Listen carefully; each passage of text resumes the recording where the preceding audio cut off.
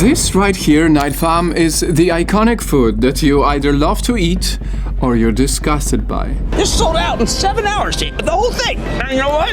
It's darn good. Whichever you are between the two, this video will fascinate you. Because how come this often called disgusting mystery meat considered to be a joke in many American households? Today we're cooking my dog and I's favorite food, Spam. Check out this Spam juice. Became so loved in many parts of the world, where people even dedicate entire festivals for Spam, create a boy band that sings for Spam,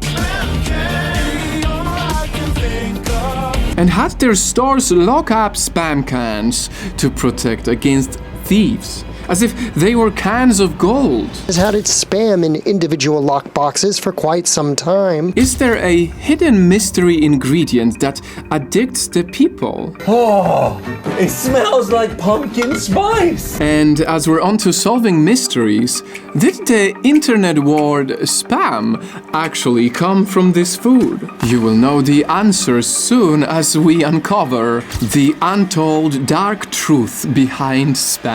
And that story starts in the 1920s to late 30s, when the Great Depression pushed higher prices for fresh meat. This left struggling households looking for an alternative. Enter this mystery meat in a blue can called spam. And they didn't really mind if it was made from like unwanted cuts of pork shoulder. Back then, spam was seen like a miracle meat ready to save the people. An affordable, accessible, perfectly formed brick cooked right inside the can and could also last very long on the shelf without having to be refrigerated.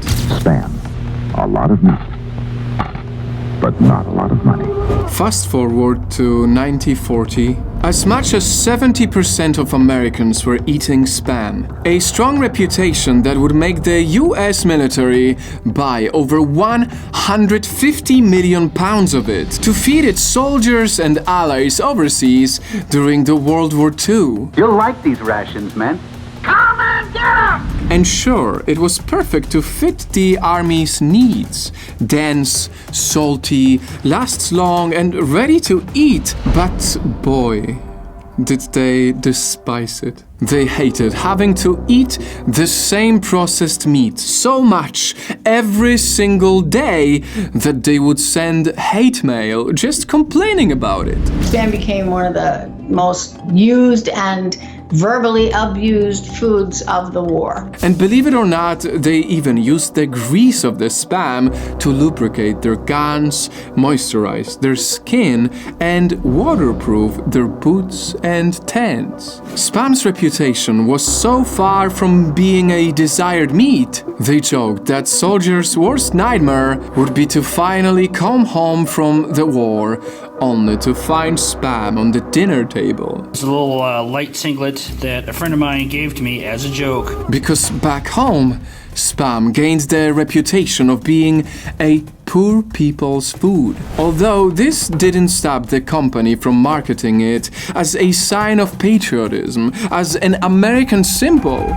So, how did it happen that this ridiculed meat suddenly became not just a respected staple, but also a highly wanted food in the Pacific and Asia? Well, Night Fam, this is the part where this simple American staple accidentally becomes a dark symbol of lasting American influence. Because as American soldiers of the World War II spread out and landed in many occupied nations, they carried with them both a gift and a curse. Cans upon cans of spam that they gladly gave away or traded with the locals because their soldiers were just so sick of it.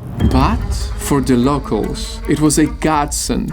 Food that literally saved their lives from starvation, strict food rations, and shortages. Like in Hawaii, where the deep-sea fishing industry was restricted after World War II. So Spam became an important source of protein for a lot of islanders who could no longer fish. People have an emotional attachment to Spam because we all grew up with Spam. Fast forward to now, Spam never left Hawaiian kitchens. I mean, they love it so much they celebrate with a yearly festival dedicated just for this canned meat.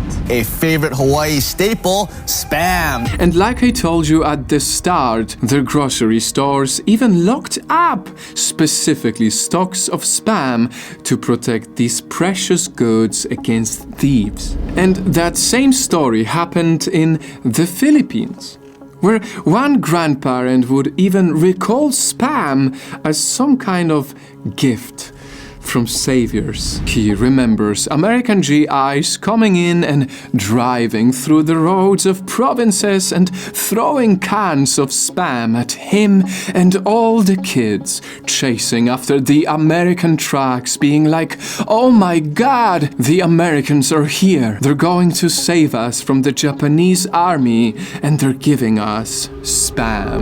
Now, Filipinos have gladly absorbed it into their local diet. They regularly eat Spam silog or Spam with egg and garlic fried rice. Feel like Filipino? There's always Tocino. And their loved ones living abroad would bring back boxes of Spam as a homecoming gift. And get this.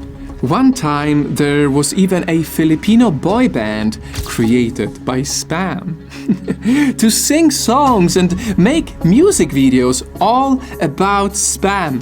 I'm not kidding. I always knew you were the one I wanted to have between two buns. Suddenly, Spam, supposedly just poor people's food in America, evolved into a status symbol in other countries. Like in South Korea, where US soldiers reportedly used Spam during the war as a means of trading for information around their bases. But now, South Koreans also included a lot in their cuisine, even giving away Spam as a popular holiday gift. You can easily find Spam packaged in fancy-looking boxes in Korean supermarkets. Hawaii, Philippines, South Korea, Japan, China, Hong Kong, Puerto Rico. All these places were introduced to Spam in war times, and since that first taste, they have not looked back. I chose Spam because it's a classic comfort food. It's very well known in Asian cultures. So, Nightfam, if these places had such fond memories of this food, how and why then did it become a curse? Is it because there really is a hidden ingredient in this mystery meat that all of us should know? Well, you'd be surprised to know, but Spam is actually not a mystery at all. In fact, it only has 6 ingredients: pork shoulder and ham, salt, water, sugar, modified potato starch, and sodium nitrate.